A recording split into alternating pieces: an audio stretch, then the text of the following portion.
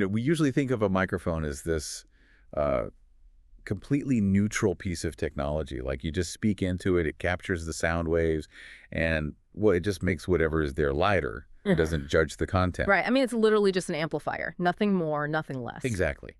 But imagine a slightly different kind of microphone. Imagine if, like the moment you stepped up to speak, this device didn't just amplify your words. Imagine if it broadcasted your current heart rate or, your deepest insecurities. Oh, wow. Yeah, and every single chaotic, unfinished thought that's just bouncing around in your head while you're trying to make a point. I mean, that would be a completely terrifying piece of equipment. You'd have this literal billboard for your nervous system projecting to the entire room. Right. And the wild thing is, that microphone actually already exists. It is your natural voice. So, okay, let's unpack this. Welcome to today's deep dive. Whether you're, prepping for a high-stakes meeting, trying to manage a fractured team, or you're just insanely curious about human psychology and why we listen to certain people, today's focus is custom-tailored for you. It really is. We are pulling from this incredibly practical piece of audio today. It's from an audiobook called How to Think, Speak, and Influence Like a Pro, which was featured over on the YouTube channel Audiobook Rise. And it is such a critical subject, mainly because most of us operate under this deeply ingrained, completely false assumption about what makes someone a great communicator. Oh, for sure. We always picture that impossibly smooth talker, right? Yes, someone who, never stutters, who always has a razor-sharp comeback ready, and who just commands attention through sheer charisma. But what we're looking at today fundamentally rejects that whole Hollywood idea. Real influence is not about being smooth. It's actually an architectural skill. And it's built on 4 specific pillars: clarity in your thinking, authority in your tone, precision in your language, and timing in your delivery. And just to set expectations right up front for you listening, this is not a motivational, believe in yourself and they will listen kind of exploration. No, not at all. We're going to break down the 10 essential abilities you need to actually stop just talking at people Yeah. and start genuinely leading them. And the narrative we're following here starts with a premise that honestly caught me entirely off guard. Oh. Yeah, the idea that communication begins long before your mouth actually opens. The argument here is that you simply cannot influence a room of people if you can't control your own internal chaos first. Which is, I mean, that's the foundation everything else rests on. The human mind is this incredibly powerful processing engine, but it has a very specific limitation. Right, it can't multitask everything perfectly. Right. Exactly. It's not designed to filter, refine, and deliver complex information simultaneously with absolute precision. So when you try to organize your thoughts at the exact same moment you are vocalizing them, It's a disaster. it's messy. You ramble, you repeat yourself, you throw in caveats. And that brings us to the very first essential ability from the source, which is single sentence mastery. Single sentence mastery. I love that phrasing. It's a demanding rule, but it's clear. If you cannot state your core point in one clean, unfragmented sentence, your mind hasn't actually finished thinking yet. Hearing you describe that, like chaotic real-time processing, Yeah. it makes me picture the analogy they used. A glass of water that just got scooped out of a muddy river. Yes, the cloudy water analogy. Yeah, if you keep stirring it around, by panicking or rushing to start your presentation or frantically trying to find your point while you're already talking, the water just stays murky. You can't see Let through the it. silt just keep swirling. But if you force yourself to just take a pause, all that emotional and mental silt sinks to the bottom, the water settles, it becomes clear, and you can actually see the center of your message. That is just a perfect visualization for what happens neurologically. Taking that pause literally cleans off your mental desk. The extra emotional debris, like the fear of being judged, the anxiety about time, it all falls away. It settles. Right.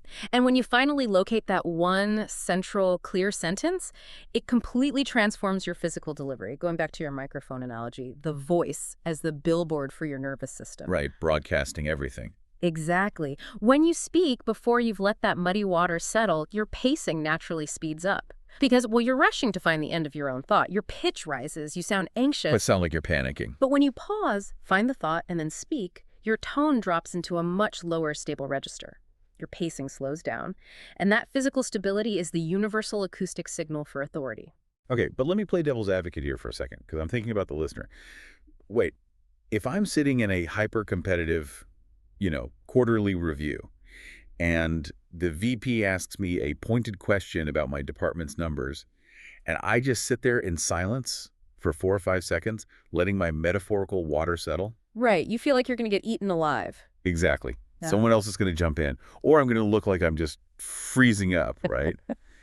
Doesn't taking a deliberate pause just invite someone to steamroll right over you? It is a fear almost everyone in corporate environments harbors. I mean, we view silence as this void that someone else will inevitably steal. Right, like it's a weakness.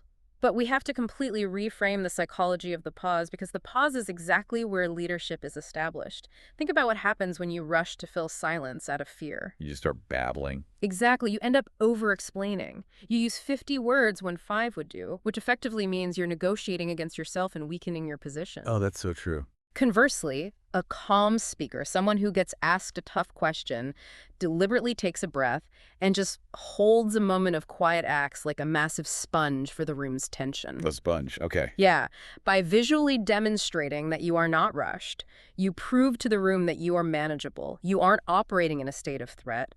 And when an audience sees that you are completely in control of your own nervous system, they actually feel emotionally safe. Oh, wow. They lean in to wait for your answer.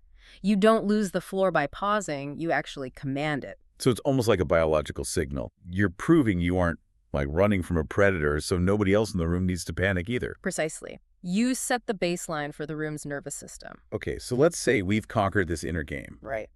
We've held our ground, taken the breath, and found our single clear sentence. Now we have to physically construct the rest of the message. Right, the architecture. Now we're moving from the internal thought process to the external architecture. The second major pillar here is precision in language, which it seems to focus heavily on the subtle, everyday words we don't even realize we're using. Because the materials you use to build your message dictate its structural integrity.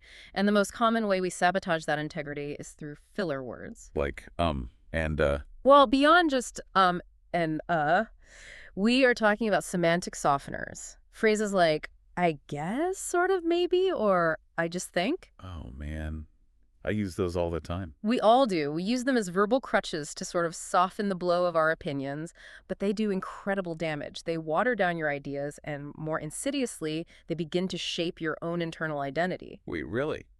How does it shape your identity? Because if you consistently, day after day, use language that lacks conviction just to protect yourself from being wrong, you slowly mold your self-image into what the source calls a maybe person. A maybe person. Wow. Because if you constantly sound unsure of your own ideas, you actually start to believe your ideas aren't worth being sure about. Exactly. And people pick up on that immediately. But there's a distinction here that I find fascinating. Stripping away weak filler words doesn't mean you have to pretend you know everything, right? In fact, admitting I don't know is highlighted in the material as one of the most effective trust-building tools available. Oh, absolutely. I don't know is an anchor of reality. Think about the people you trust most in your life. You trust them because you know they aren't constantly managing your perception of them. Right, they're just being real. Admitting a lack of knowledge proves to the room that you are not performing. It shows you have no hidden ego agenda to look infallible. So when you establish that baseline of absolute honesty, the moment you do follow it up with a statement of certainty, It's way harder. exactly, that certainty carries massive, undisputed weight. And to actually carry that weight effectively, you need a framework. Like a message without structure is just a rant, no matter how confident you sound. There is this remarkably simple 4-step architectural spine for delivering a message in the audiobook. And I really want to spend some time here because it is instantly applicable for you listening. It is the ultimate antidote to rambling. So the 4 steps are point, support, pause, direction. Right. Let's actually test this. Let's build an example so we can hear the difference. Give me a typical messy real-world response. Let's say we are in a meeting and someone asks you why a project deadline has to be pushed back. Give me the rambling, unstructured version first. All right. Let me get into character. Unstructured version. Yeah, so I was looking at the timeline, and I guess the design team is just really backed up right now because that other launch they got pulled into last week. And I sort of think if we try to force this current deadline, the quality is just going to be terrible. Plus, marketing hasn't even finalized the copy anyway, so maybe we should just look at moving it to next month. Okay. I have definitely given that exact answer before. It is exhausting to listen to because I have to sift through it to figure out what you actually want from me. Right. You're doing all the work as the listener. Exactly. Now let's run that exact same scenario through the four-step spine. First is the point your single clean sentence. Point. We need to push the project launch to the 15th of next month. Bam. Second is support. Just enough context to illuminate the point, but, not so much that you drown it in excuses. Support. The design team was redirected to the alpha launch last week, and marketing requires 3 additional days to finalize the campaign copy. Perfect. Third is the pause. You literally stop speaking to let the reality of that delay lock into the listener's mind. And the rule is you do not apologize into the silence. Right, so I just hold it. And finally, direction, telling the room exactly what happens next. Direction.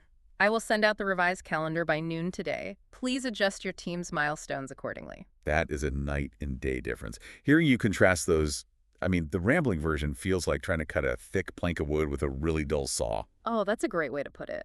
You're putting in immense effort, you're sweating, you're working so hard to get through the sentence, but the final cut is just splintered and sloppy. Right. Using that four-step structure point, support, pause, direction, is like sharpening the blade. It takes a fraction of the effort, and the cut is perfectly clean. And notice how the clean version respects the cognitive load of the listener. They don't have to decode your anxiety to figure out the status of the project. But, I'm looking at office culture today and taking out all the I thinks and sort ofs and the softening language. Doesn't that risk making you sound overly aggressive? That's a common concern, yeah. Because in a lot of environments, softening your language is basically mandatory politeness. Yeah. If I just drop sharp, direct sentences, aren't people going to think I'm arrogant? Well, we often conflate two very different concepts in professional environments. We confuse directness with rudeness. But directness is simply clarity, and clarity is a profound gift to your listener. A gift? How so? Let's look at the psychology of vague language. When you use softened, meandering language, you are essentially forcing the other person to interpret your meaning. That creates a low-level, continuous anxiety in your listener because they are constantly guessing what you actually want. Oh, I see. You're making them do the emotional labor. Exactly. When you are precise, structured, and honest, you completely remove the guesswork. People don't feel insulted by clarity. They feel a deep sense of emotional security because they know exactly where the boundaries are and where you stand. You are doing the heavy lifting for them. You're taking on the burden of clarity so they don't have to. Right.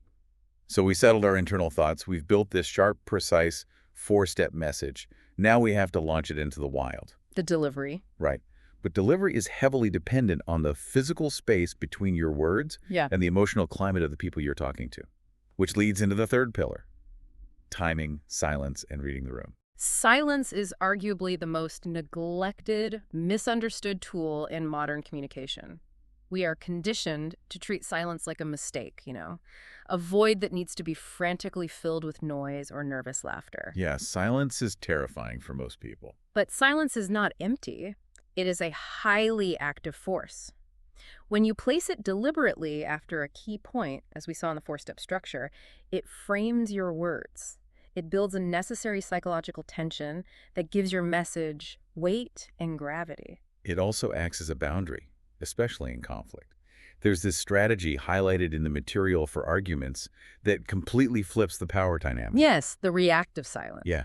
If you are dealing with someone who is becoming highly emotional, raising their voice, or getting aggressive, your instinct is usually to match their volume to defend yourself, right? Absolutely. Fight or flight. But if you just hold a grounded, unbothered silence when they finish yelling, the echo of their shout just hangs in the air. They are forced to hear their own volume. When you refuse to match their chaotic energy, you become the emotional anchor in the room.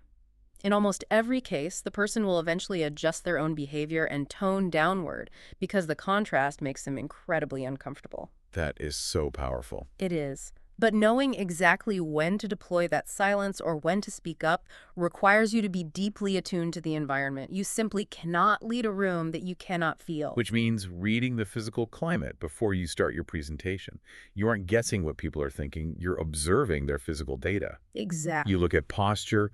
Are they leaning back with crossed arms or leaning in? You look at eye contact. Most importantly, you listen to their breath. If a room full of people is breathing shallowly, they're stressed. You can't just ignore that and barrel into your talking points. No, you have to adapt. It feels a bit like surfing. Like you can't command a 10-foot wave to calm down. The wave is doing what the wave is doing. You just have to read it and ride the energy it's giving you. That imagery captures the dynamic perfectly. If a room is tense and resistant and you push your message forcefully, the resistance only amplifies. You wipe out. Right. But if you sense that tension, acknowledge it, and soften your approach to glide with the wave, you maintain control. Okay, here's where it gets really interesting, though. If I am constantly observing the room, checking their posture, adjusting my tone, shifting my pace to match whoever I'm talking to, doesn't that just make me a chameleon? Ah. At a certain point, I feel like I lose my actual personality if I'm always tweaking my delivery just to appease the audience.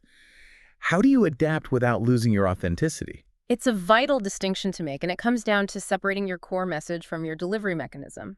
Adaptation is not inauthenticity. You are absolutely not changing your core values, your data, or the truth of what you need to say. Okay. What you are changing is your strategic approach so that the specific human beings in front of you can actually absorb that truth.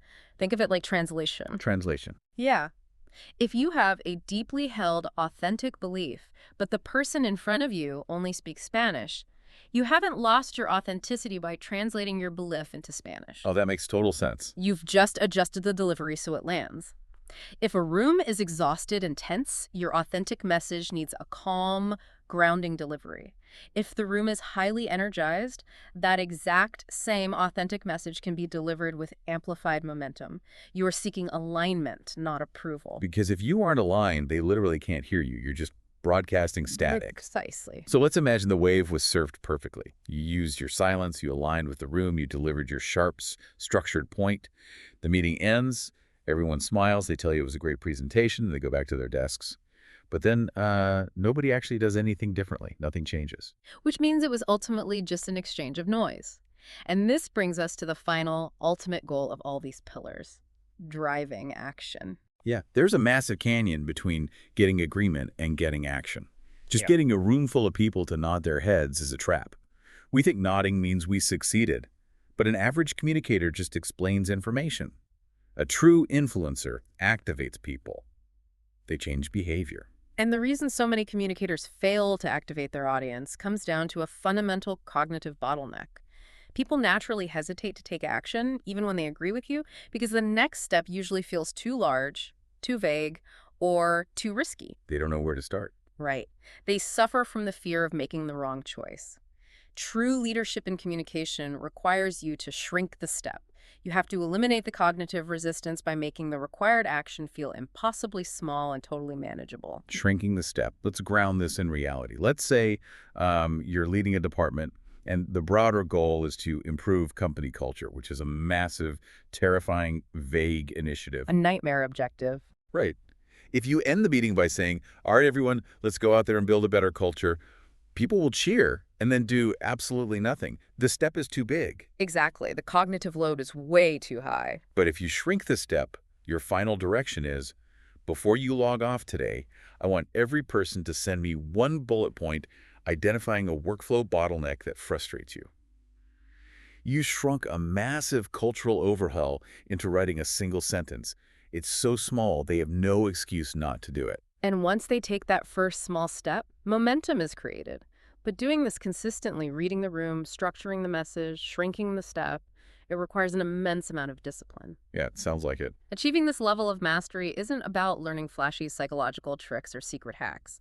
It is entirely about the repetition of the boring basics.